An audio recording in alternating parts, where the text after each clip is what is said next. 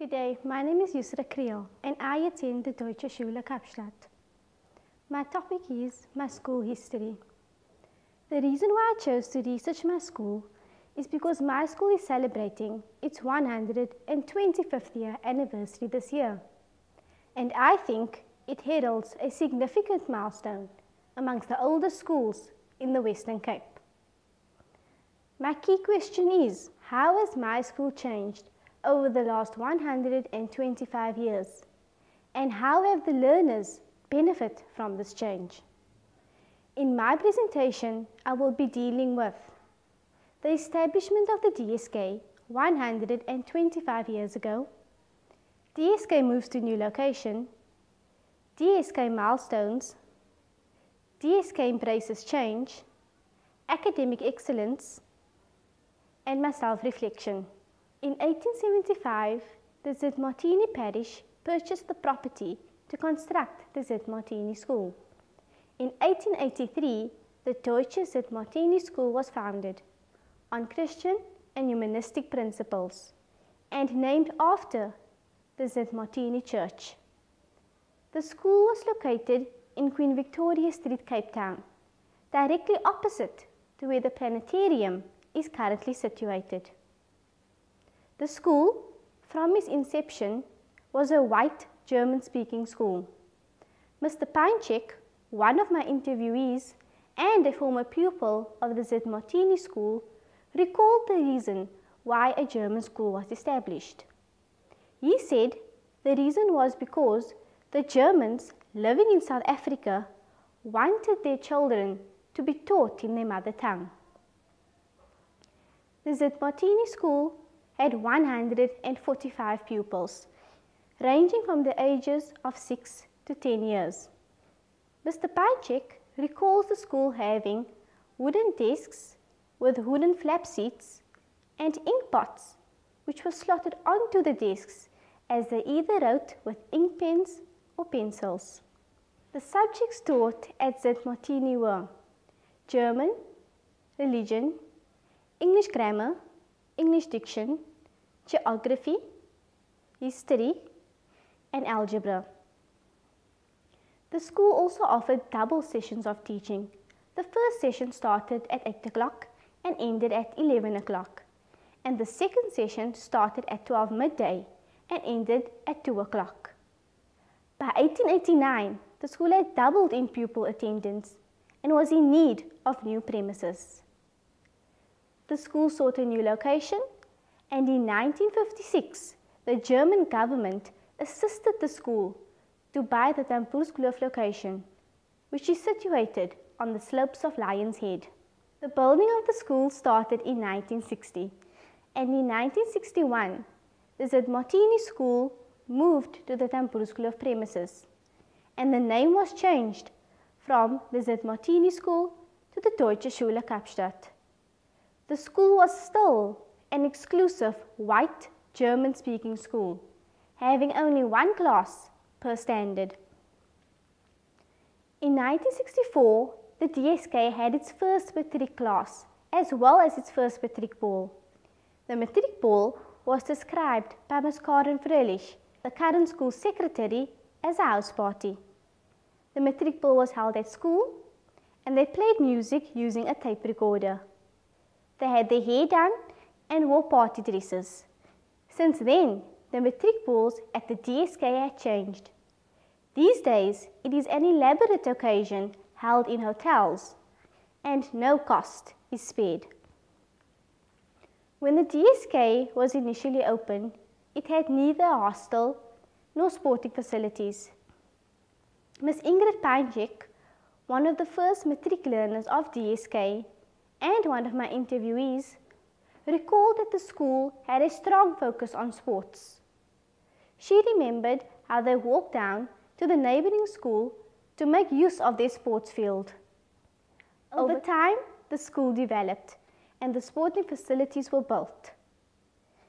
Ingrid Pinechek remembers Arthur Pinechek as a great rugby fan who coached the DSK students in various codes of sports, including rugby, gymnastics, and athletics. He offered his coaching services for 40 years free of charge. In 1978, when the sports field was developed, it was named after Arthur Panchik, in honor of his commitment and passion showed towards the school and sport. The scene was set for the inevitable reform in South Africa. Businessmen were travelling across borders to have talks with the banned ANC. Sanctions against South Africa were being tightened, and international calls for the government to end the apartheid system were on the increase. Coinciding with these events, the DSK also defied the apartheid system, and in 1988, the DSK opened its doors to non-German speaking and non-white learners. To encourage the learners to attend the school offered a free transport system to and from the school. Learners who resided in the hostel could do so if they wished to. Ms. Panchik was at the school when it was for white German-speaking pupils only. When I asked her what her thoughts were on the school opening its doors to non-German speaking and non-white learners, she said the following: "It has created a depth that can only enrich the learners and expose learners to different cultures."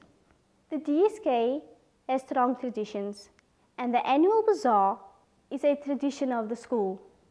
This tradition ties into the DSK's earlier founding principle. The learners wear uniform, and although the uniform had changed over a period of time from a tunic to a dress, the learners are still expected to wear some form of uniform. The current uniform, jeans, was initiated by a former head boy, and the white golf shirt accompanying the jeans were a parent's decision. The uniform is relaxed and ties into the relaxed atmosphere at the DSK. The cooperation on the decision of the uniform between the parents and the school for the benefit of the learners forms a mirror part of the school's mission statement. The DSK encourages interaction between German and South African cultures by providing an exchange program for learners, where learners visit Germany or German-speaking related countries and explore the different cultures. Many come back enriched with the experience.